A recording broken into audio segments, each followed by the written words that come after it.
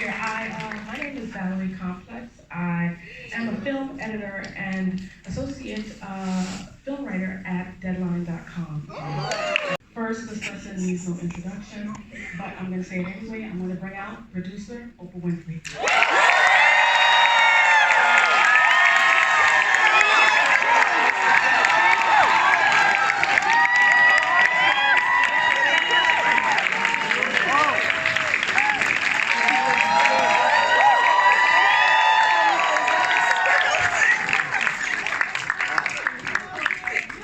Next, I want to bring out producer Scott Sanders.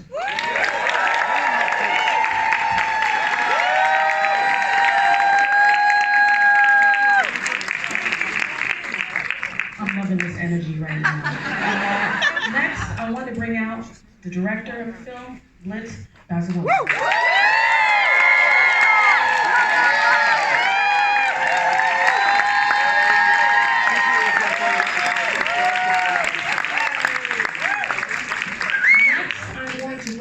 The actress that played the young Celie, Felicia Pearl.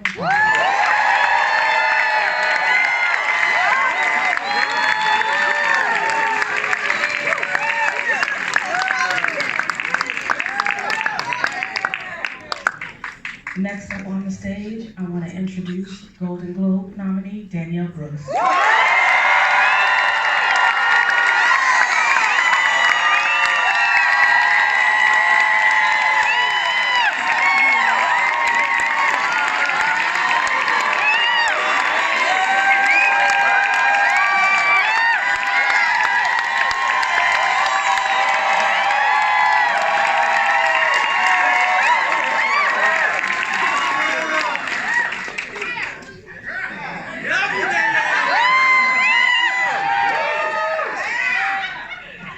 Next, I want to bring out, like, Sugar is one of my favorite characters. So I'm going to bring out Taraji P. Henson.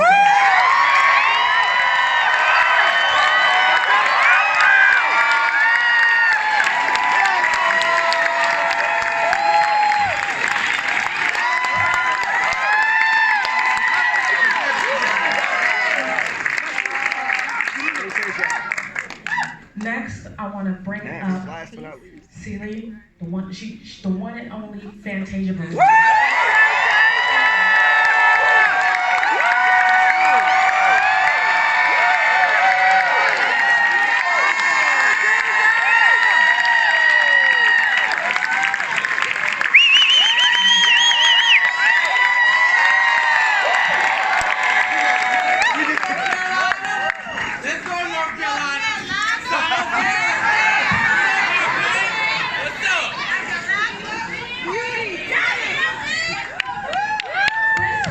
Is so hype. I love it. Wow.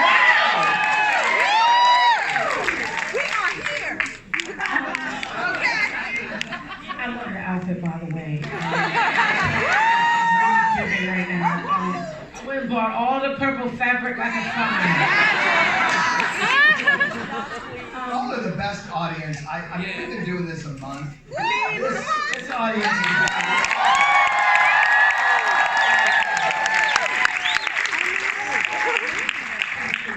is one thing about New York, y'all are gonna always come through. My first question for you, Oprah, is there anything that you learned from playing Sophia in 1985 that you carry with you to this day? Oh yeah, I think, thank you for that question. I haven't been asked that in all this. The thing that I carried is, I modeled her after women in my family, my grandmother, my Aunt Ida, all the strong women who I was surrounded by. And there's a wonderful line in Maya Angelou's poem to our grandmothers where she says, "I come as one, but I stand as 10,000." So for me, Sophia represents those 10,000s and thousands more of strong women that Sterling Brown talks about in his poem, Strong Men. That poem says, strong men keep a-coming, and I think of Sophia as strong women keep a-coming on, keep a-coming on, keep a-coming on, strong. Stronger, getting stronger. And so I feel that she represents the baseline level for what Black women have been for themselves, to each other, to our families, our communities for generations. And so playing her as, I'm so interested to hear Danielle talk about it over this period of time, because playing her gave me more strength. You know, in places where I felt maybe, you know, when I was doing that movie, had just turned 31, and I was a real people pleaser and trying to figure out where I was in terms of versus what everybody thought I should be and how I should handle myself, and my salary was being published, and I had a lot of cousins coming out of the closet. All of them who thought my name was First National Bank, you know. That what I took was her strength. That's what I took. And in your time, you know, in this business, how have you managed to sort of keep hold of being your full authentic self and showing up as your full authentic self, and blocking out the haters, as they say, blocking out the naysayers? How do you keep that? Lord, you want a long interview. Well, I think this is the truth for anybody who's dealing with any kind of rising in your life. What you want to do is try to meet the rising. Your life is, you know, God has put a dream out there for every one of us, and I think your goal is to try to meet that dream instead of define that dream for yourself. You ask God, what is it you want me to do? So I have always seen myself first as God's child since I was 4 years old on the Mississippi Dirt Road and all that stuff. And so I am centered in the source of all being. I come from that, and I know that. So all the things that happen on the outside, not that it doesn't bother me, doesn't disturb me, but when it does, I go back to the center of that. And so that still small voice that led me to this place in my life is the still small voice that comforts me, that soothes me, that lifts me, that allows me to be who I am in the world. Thank you.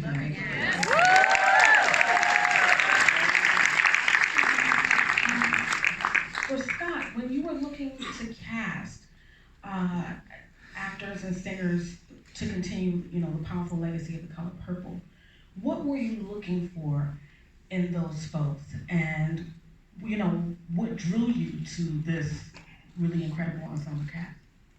You're talking about this movie? Yes, The Color Purple. Opposed to what, Scott? Back to 1997 with Alice Walker. So you know, obviously when we started. You said ensemble cast. Can I just interrupt a minute? Yeah. Didn't we just get the Critics' Choice nomination? Yeah.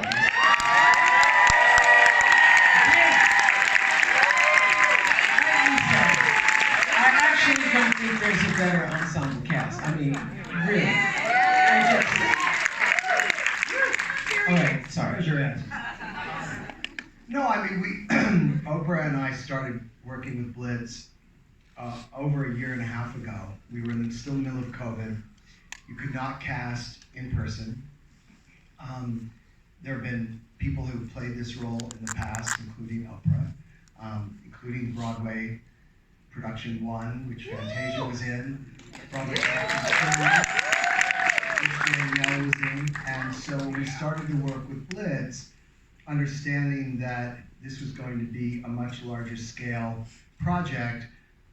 It was really fascinating to see how Blitz approached it. He actually used the term casting philosophy, and by that it was a blank board and all the different characters that were on it.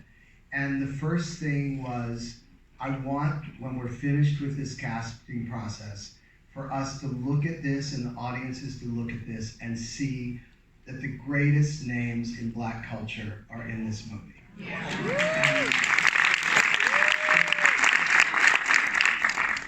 At the top of the mountain in terms of experience and age, who's gonna play the OG Old Mister? Lou Gossett Jr. Where's the youngest new emerging generation coming from? Halle Bailey. We need thespians, Taraji P. Henson, Danielle Brooks. We want some people from the music industry, her, John Batiste, and it went on and on and on, and it was such a fascinating process. And each time a new face got added to the board, we got so very excited, and then it was time to announce the cast for this highly anticipated. A lot of people were kind of going, "Really, you're going to make The Color Purple again? Really, how's that going to happen?" Some of them were in this room tonight.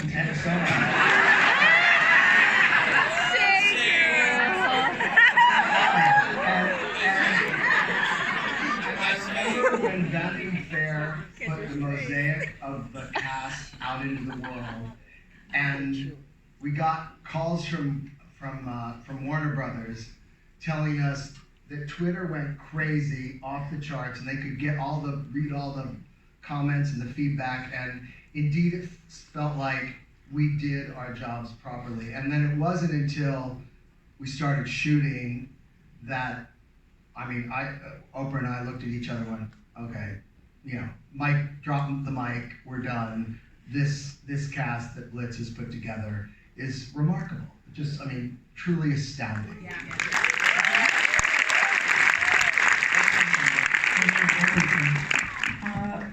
Blitz, I saw your film, The Burial of Kojo, and it was one of my favorite films of that year. Give a round of applause.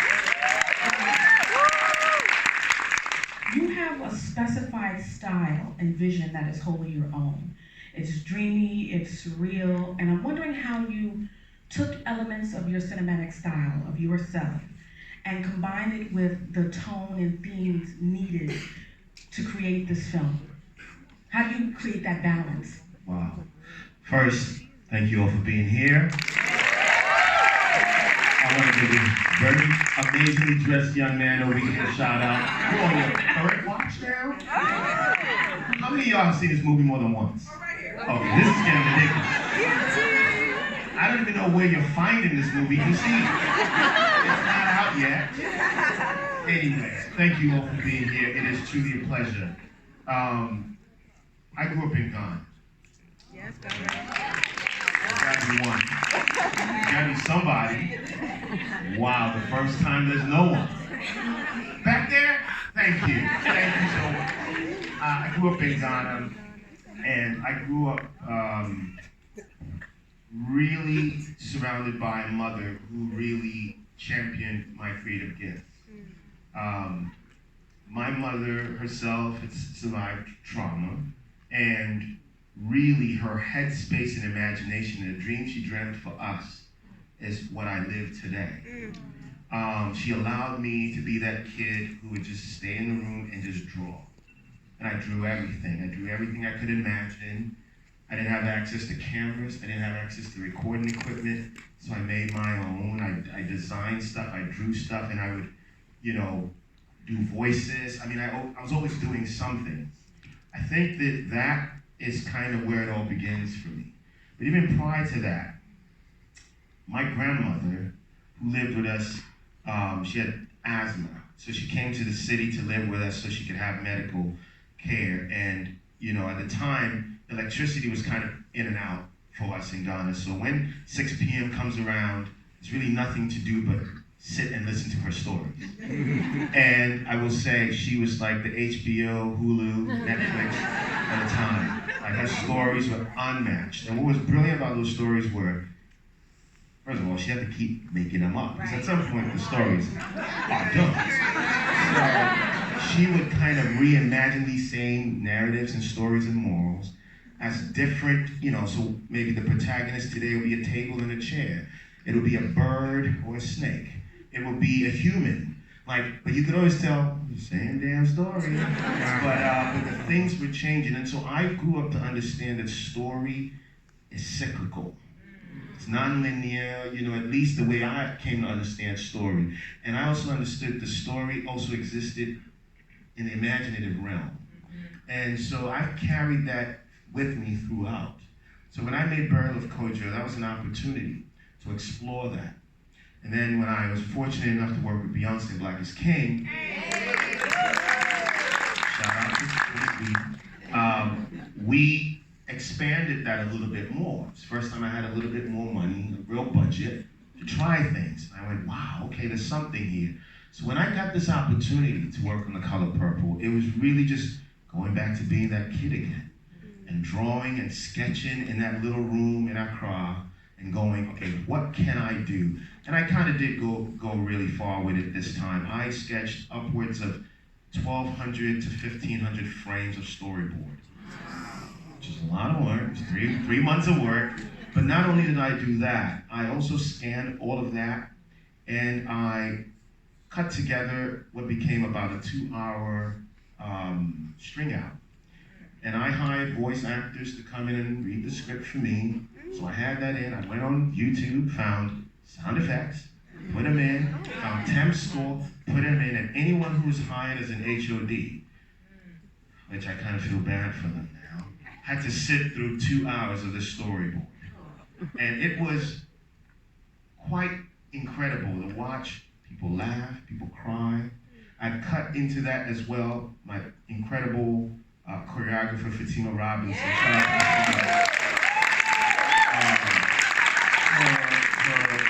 Her dance clips that she had sent.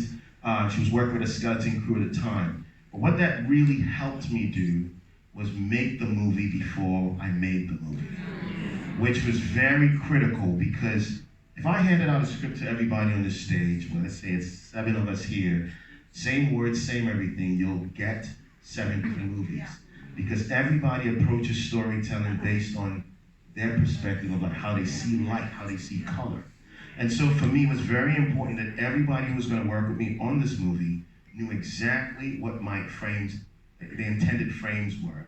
And then I never brought those storyboards on set.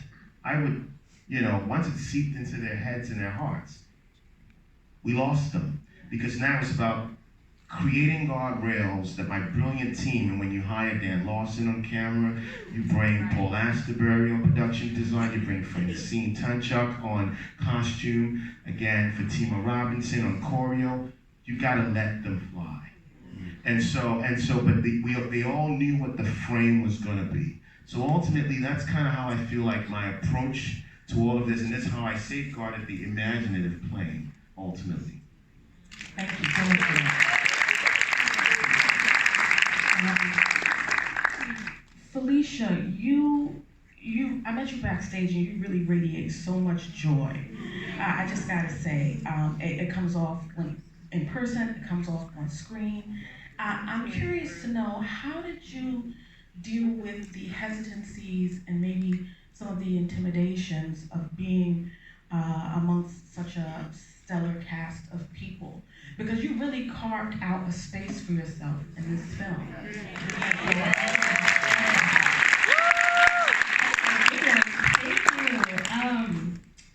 It's something I have to work on actively every day. I'm very grateful that God and the team gave me these 3 women right here who I feel like have poured into me the moment I met each and every one of them, and have, adamantly told me, you belong here, you were cast, this is yours, make it your own, what you bring to it is so special.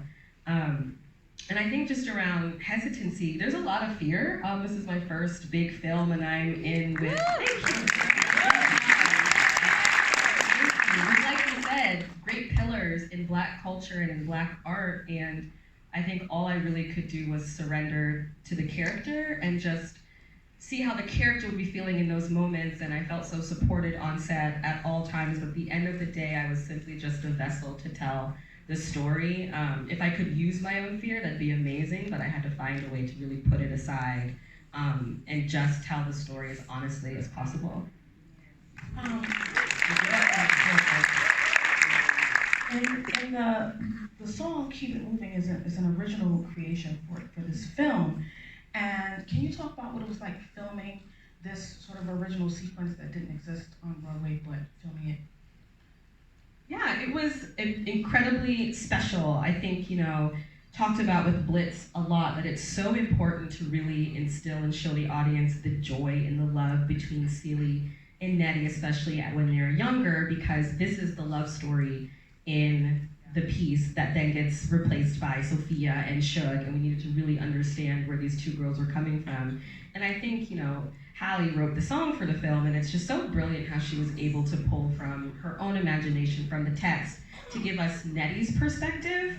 And I think she's not only giving us Nettie's perspective on, you know, the environment and their surroundings and their circumstance, but how she sees her sister, which I think is so beautiful. She sees her sister as a survivor. She sees her sister as someone who can keep going. She sees her sister as a hero. And I think so often, especially I can only imagine at that time, but even today, young Black children, even girls, they're vilified, they're sexualized, they're made to be seen like adults when they're so young. And that song is not only fun, but it's important for people to see that they are innocent children just wanting to have fun and be with each other. And I think it just enhances and makes the arc so much more important and more special. And I think more triumphant at the end when they finally come back together.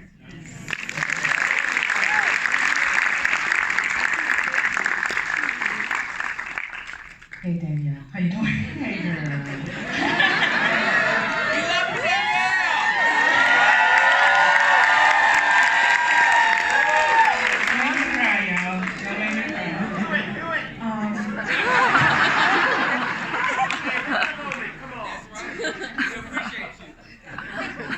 I have a long question, so bear with me. Attending Juilliard to Broadway to now the cinematic adaptation of The Color Purple musical, can you talk about the trajectory of your growth as a performer? And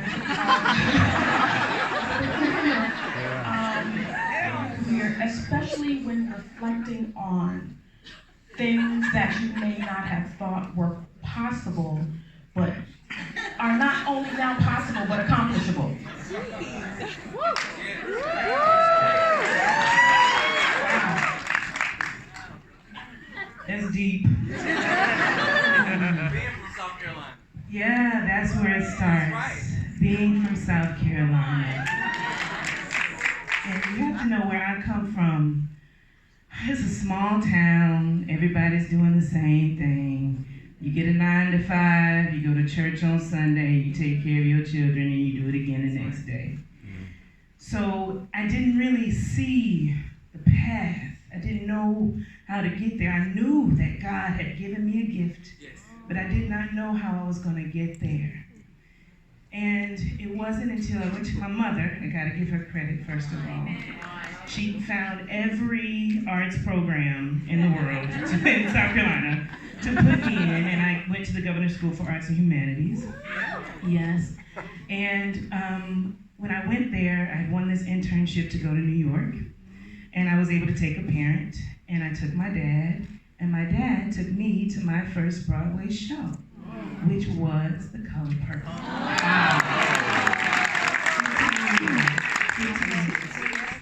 And so when I watched that show, I wept. I cried 15 like, oh my God. They looked like me. There was my reflection. They were professional. They were dancing. They were singing. They were talking about God. And I'm a preacher's kid. So I was like, this is amazing. There's a path. Don't know how I'm gonna get there, but I'm gonna find a way.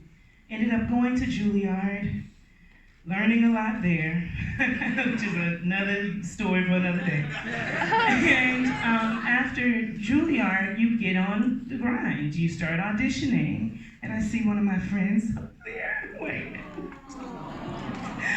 I just said, sorry, it's because some people really know the journey.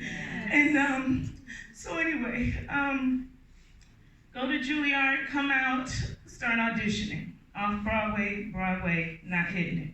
Didn't understand why. But I'm telling you, we make plans and God has strategy. 10 years later, my first Broadway show that I get is The Color Purple. He orchestrated all of this, y'all. And so, a few decades later, you know, I get this call after 6 months of auditioning for this movie. I get the call from the one and only Miss O. And I'm sure you all seen the video of me crying again. But I couldn't help myself because I knew in that moment that my life was going to change. And the young girl, you made me cry.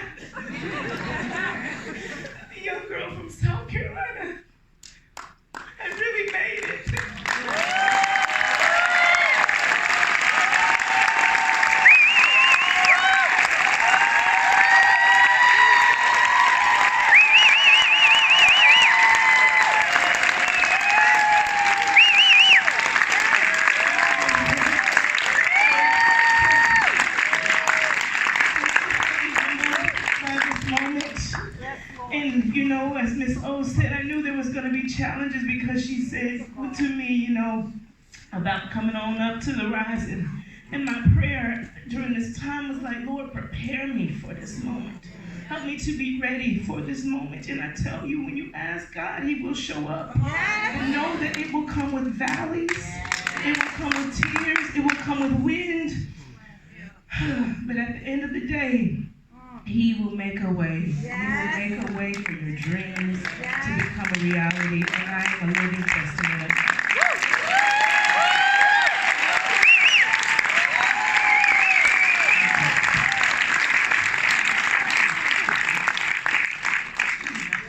Thank you for that. I really appreciate your vulnerability here. Taraji.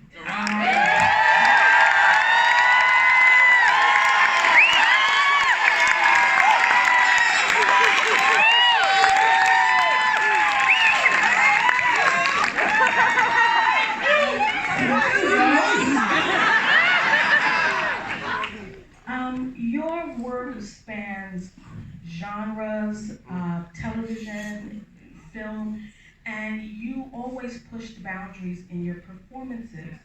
I'm wondering how playing Suge Avery pushed you out of your comfort zone.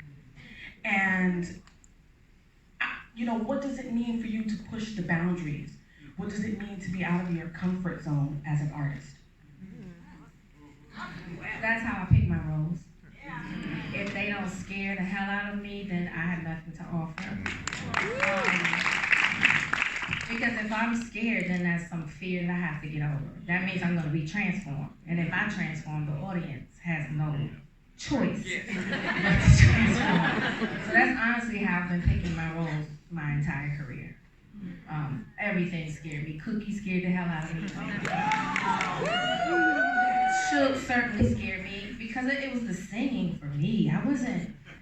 The acting I knew I could get her, you know, but it was the singing, and not only that, she sings blues, jazz, and gospel. Right. I was like, okay. I had a duet with this anointed voice. Talk about being pushed. Being pushed, yeah. She killed it. She killed it. Thank you, and thanks for supporting me. Because, I mean, you know, I showed up intimidated. I was really intimidated. Tamala Man, I mean, Mahalia Jackson here.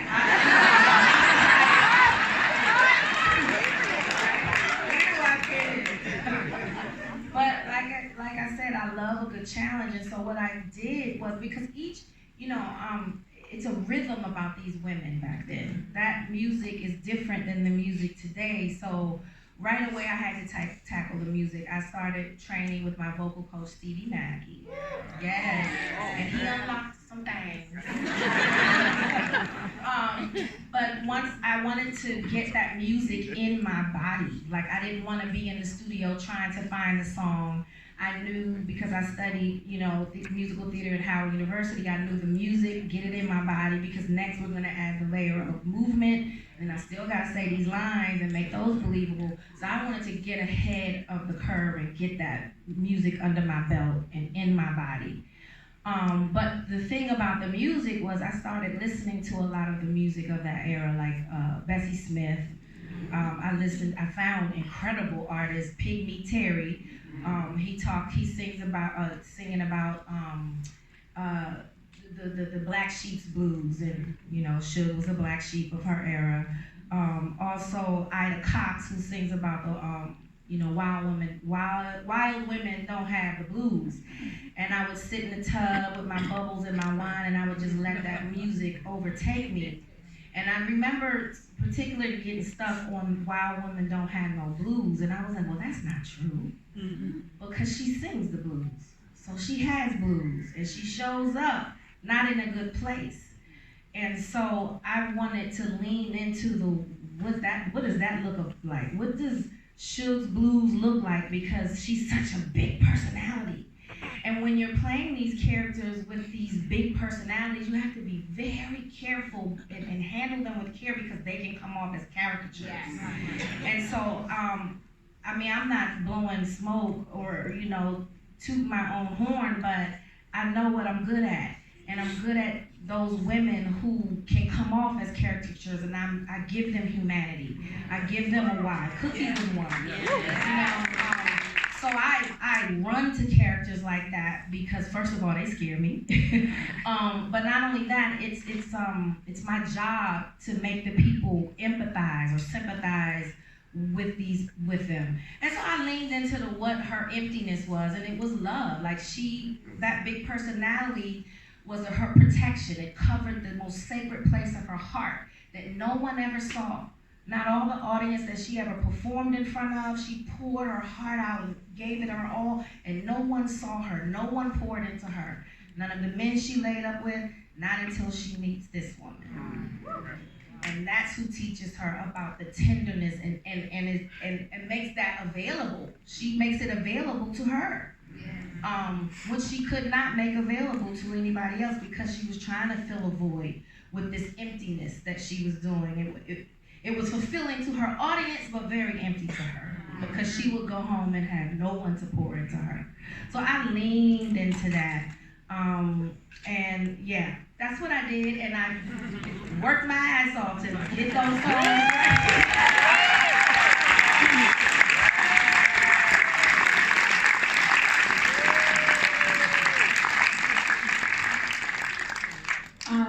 So Fantasia has sang and acted her way to a Golden Globe nomination.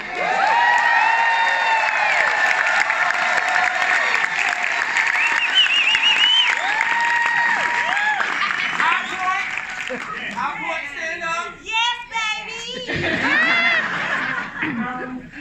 I actually spoke to you earlier this week on the heels of your nomination announcement, and you talked about something that has stuck with me actually. You brought up that the book of Job in the Bible is one of your favorites.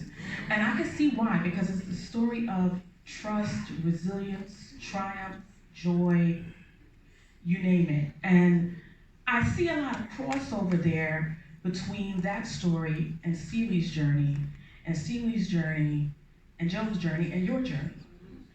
And I'm wondering if you can elaborate on this crossover that exists, and how you feel about that now going into these different nominations that are coming up, and the different blessings that you have received, that you've talked about, the joy that you've experienced. That's real journalism. Yeah, that's what I'm talking about. We'll get a budget and we leaving you an offer.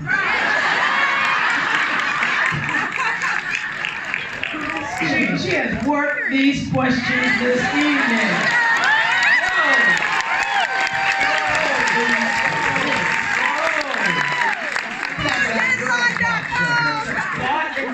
Questions this evening. Come on, Deadline.com. The book of Job is my favorite because he never took his eyes off God. He lost everything. But even when he got it back, he never took his eyes off God. So I'm going to have an honest moment with you. I love the applause. I love when people come up to me and they say, "Girl, I'm so proud of you." But there was once a time in my life where there were no applause and nobody was saying nothing. And I had to trust God. When I was even on Idol, and thank Lord, I got on there and it was 64 million votes. That was so great. I ain't never seen a number. I didn't know I could do that. And I remember they used to tell me they would have a meeting with me every night. And they would meet me and say, "You should change the way you talk. You should maybe put on different clothes. Maybe you shouldn't talk about your daughter so much because it doesn't quite look like an idol. There's a camera in the back that has a red light on it. You should look at that camera so you can get more votes." I never did anything they told me I should do. Because I knew if it was something that God had for me, then I wanted to walk through it authentically. So I'd have never allowed this industry to change me. And there were times, y'all, I'm going to keep it real with you, that I didn't feel seen. Nor did I feel liked. But my grandmother used to tell me that what is the profit of man to gain the whole world but lose his soul, baby? You better stay focused. So I'm going to be honest with you, I did not want to do this again. I'm going to keep it real. Some of y'all might be like, she said that? Yeah, I said it. I did not want to walk back in this. When I played Celie on Broadway, that was heavy for me. I didn't have a team. Everybody that was around me was taking everything that I had. I would get home and couldn't even order a pizza. But I was never home. How is that? I ain't got no money, but I'm always working. Everybody just saw the gift, but they saw opportunity to make money off the gift. So I felt like I was carrying my cross and Celie's cross, and that was heavy for me. So when Blitz called me, and thank God for Scott Sanders, you've seen something in me that nobody's seen. I don't know why you called me, because I don't have training. I ain't go to school for acting. Broadway, I had never seen a show. I'm from High Point, North Carolina. So I was like, why are you calling me, Scott? But I get it. I get why you called me. Because you saw something in me. And you saw everything that I was going through, and you knew I could relate to Celie.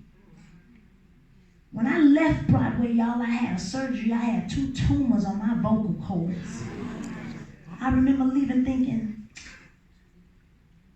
did they see everything I put in that? Ain't nobody calling me. What's going on? So no, I ain't going back. That's heavy for me. Blitz gave Celie imagination. And I said, I'm in.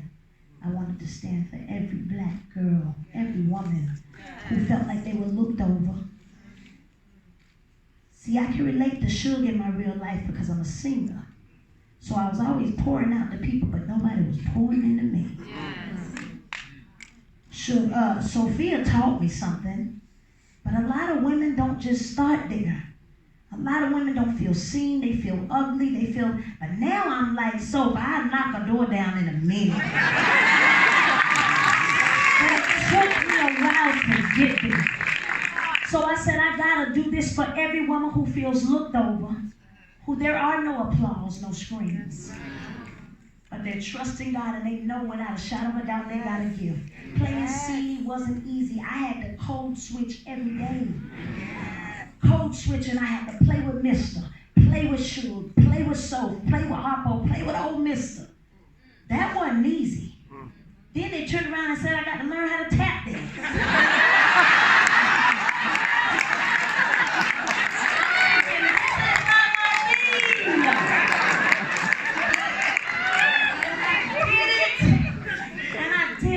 Joe, whether I get an applause or not, an award, I have my own award.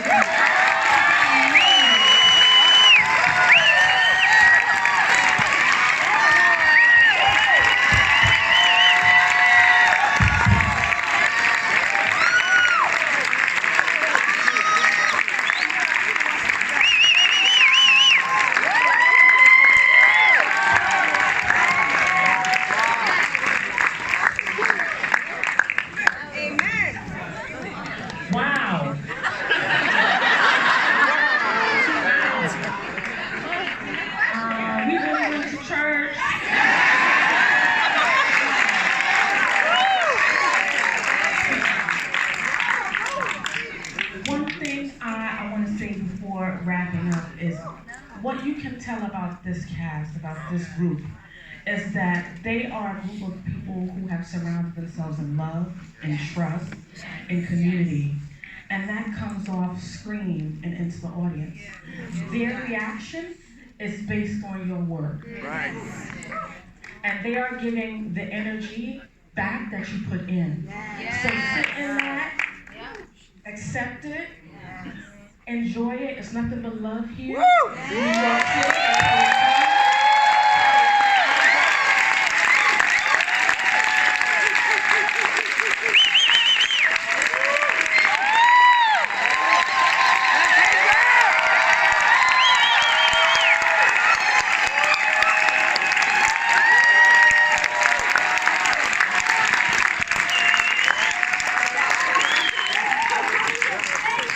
So, with that said, everybody, give a standing ovation for Oprah. Let's stand up.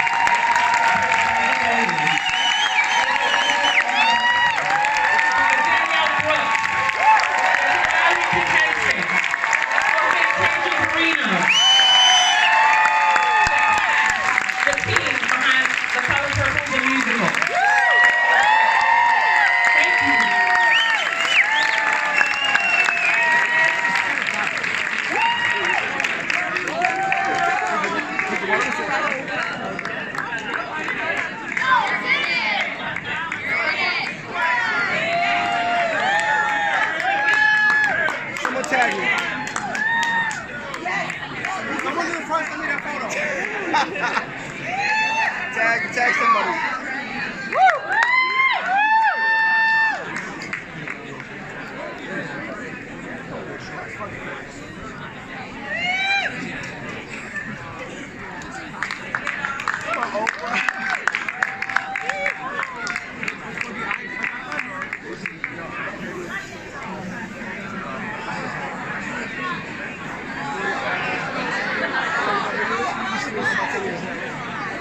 You could get a photo of Oprah sitting in the front. You have much easier access. Oh, look, somebody got autograph and photos. I got a photo with them. So, yeah, I see the other Q&A. Somebody got a photo.